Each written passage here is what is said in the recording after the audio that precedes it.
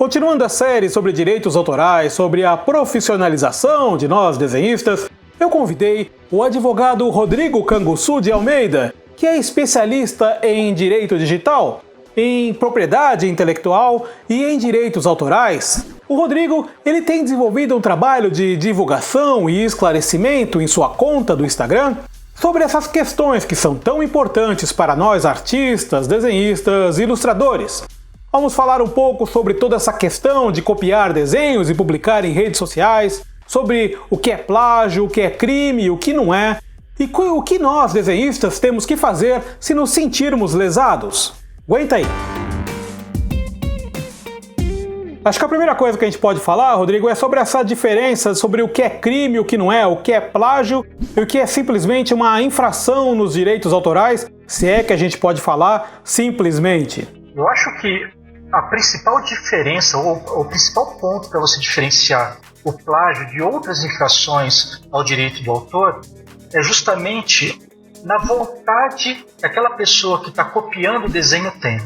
Então, por exemplo, eu sei que o desenho é do Joel, eu sei que o desenho é dele e eu vou pegar aquele desenho, copiar aquele desenho e fazer daquele desenho cópia um meio de eu ganhar dinheiro. É entre aspas, um parasita intelectual. Quando você não quer ganhar dinheiro, quando você não quer ganhar seguidor, quando você não quer ter algum tipo de vantagem, não é plágio. Aí é só uma infração ao direito do autor. E não é porque não é um crime, porque não é plágio, que a infração aos direitos do autor é uma coisa inconsequente, uma brincadeira de criança. Não, sem dúvida, sem dúvida. Quando a gente fala de direito do autor, a gente está falando de dois direitos do autor. É o direito patrimonial, é o direito do autor ganhar dinheiro ou ter vantagens com aquela sua obra, e também o direito moral do autor. São dois direitos diferentes e esses dois direitos são muito importantes para o autor. Acho que aqui até é legal a gente falar que a nossa lei brasileira ela é muito diferente nesse aspecto da lei americana. A gente sempre está comparando muito casos americanos, só que na lei americana eles protegem a obra e deixam um pouco o autor um pouco de lado. A lei brasileira, ela protege tanto a obra quanto o autor. Então, eu tenho e sempre vou ter direito, por exemplo, de ter meu nome vinculado àquela obra que eu criei. Então, daqui 50 anos, se alguém esquecer, entre aspas, de colocar meu nome como criador daquela obra, eu posso me valer desse direito. É um direito moral do autor. Também é um direito moral do autor, por exemplo, eu impedir que aquela obra minha seja utilizada para alguma coisa que não está na minha essência. Então você desvirtua aquela obra. Teve um caso muito recente, mas daí foi um caso de música, onde um determinado político usou uma música de um outro artista para defender os ideais políticos, e o artista falou, não, eu não quero que a minha obra esteja vinculada ali. Então o autor tem que estar sempre atento a isso. Direito moral e o direito patrimonial.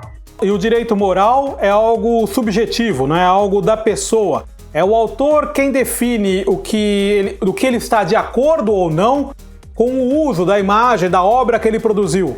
Exatamente. Isso é uma questão muito particular, muito privativa do autor. Não só do autor. Vale dizer que quando o autor morre, o direito moral do autor passa para os filhos, para os herdeiros. O direito moral do autor é muito subjetivo. Eu não quero que a minha obra seja vinculada com aquela informação. Eu quero que em todas as vezes conste o meu nome como criador original. É uma coisa muito subjetiva. Entenderam, né? Mesmo que o copiador não esteja ganhando nada, não esteja nem mesmo divulgando o seu nome, ou que não esteja ganhando seguidores, ou que não esteja nem obtendo lucro com aquilo, mesmo então, portanto, que não seja crime de plágio e seja uma infração aos direitos do autor, isso já é por si mesmo uma coisa grave. O autor tem todo o direito de se sentir incomodado, se sentir violentado com aquele uso indevido de sua obra e até considerar o pagamento de alguma indenização para compensar os danos morais, sejam psicológicos, sejam subjetivos, que aquele uso indevido acabou causando. É prerrogativa do autor proibir que a imagem seja veiculada. Eu posso a qualquer momento, da mesma forma que eu posso a qualquer momento editar a minha criação, eu posso proibi-la de ser utilizada da forma como está sendo.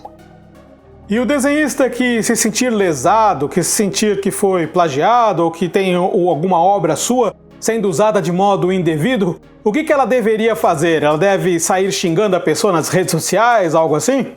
Não. Olha, atacar as pessoas na rede social, jamais. Eu, como também sou especialista em direito digital, eu sempre gosto de falar uma coisa. A internet não é terra de ninguém. Existe liberdade de expressão, mas existem limites para a liberdade de expressão. Então, se eu ataco uma outra pessoa na internet, e no caso aqui, se eu ataco uma outra pessoa de ter praticado um plágio, na frente fica caracterizado que não é plágio, eu posso responder por um crime também. Atenção que isso é importante. Então, atacar a pessoa jamais. Eu acho que se um autor ele se sente lesado de alguma forma, primeiro ele tem que conversar com um especialista, justamente para ver se trata de um caso de crime, plágio, ou se trata de uma infração. A partir do momento que definiu isso, aí nós vamos ver que caminho vamos tomar. Se for crime, se for um crime de plágio, fazer um boletim de ocorrência, primeira coisa, porque é crime. Se for só uma infração ao direito do autor, nós temos duas condutas que são as mais condizentes. Entrar em contato de forma formal com a pessoa que está cometendo aquele deslize. De repente, como dar o benefício da dúvida, pode ter sido um equívoco mesmo, e aí ela se retrata, perfeito.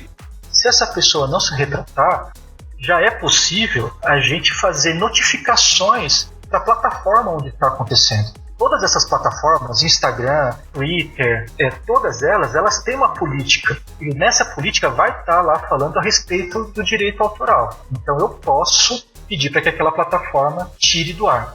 Se você quer saber mais sobre direitos autorais e sobre a profissionalização do desenhista, não se esqueça de curtir esse vídeo e compartilhar com os amigos nos seus grupos de WhatsApp, no Facebook, nas redes sociais, porque assim o algoritmo do YouTube vai saber que você se interessa por esse assunto e vai lhe recomendar outros vídeos afins, além de, claro, me incentivar a produzir mais conteúdos como esse. E, Rodrigo, caso tenhamos que seguir pela via judicial, seja num caso de plágio ou seja num caso de infração dos direitos do autor, cabe pedir uma indenização pelos danos, não é?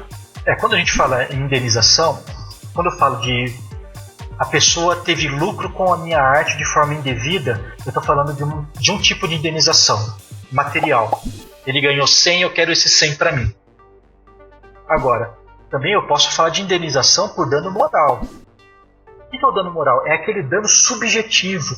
Aquilo lá te trouxe tristeza, te trouxe dor de cabeça, te trouxe amargura. Você foi cancelado na internet por causa daquela montagem que fizeram. Isso também gera a indenização ao dano moral. Mais uma vez, fica bem claro quão complexo e o porquê que a gente tem que valorizar nossa arte, nossa criação, e também tomar muito cuidado quando a gente for pegar nesses bancos de imagens e fazer edições de imagem aí. E não importam os motivos pessoais que fazem o autor se sentir incomodado com aquele uso. Não importa, volto a dizer. Não importa se o desenho ou se a obra esteja sendo usada numa situação que seja ofensiva a terceiros ou numa situação que muitos possam considerar meritória. O autor tem todo o direito de se sentir incomodado com aquele uso não autorizado. Nós que somos artistas, desenhistas, evidentemente temos vários valores que são subjetivos, são pessoais nossos para com as nossas obras, para com aquilo que nós produzimos.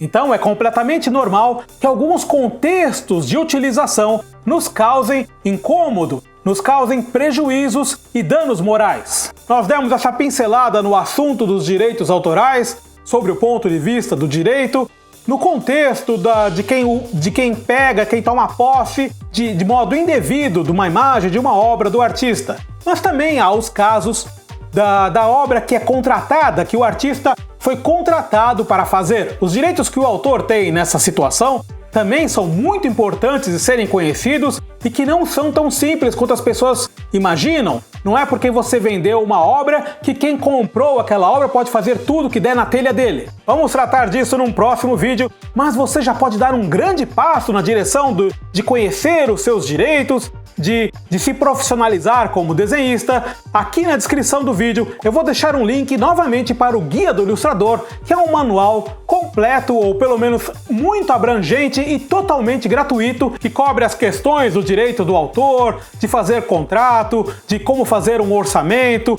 de como se portar profissionalmente.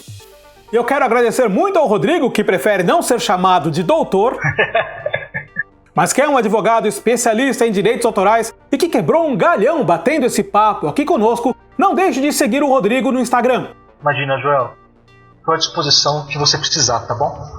E agora aqui do meu lado estão duas playlists, uma com essa sequência de vídeos sobre a profissionalização do desenhista, sobre direito autoral, e a outra com a série de programas em que eu entrevisto e desenho os convidados, tem mestres de artes marciais, cientistas, músicos. Dá uma olhada lá. Abração!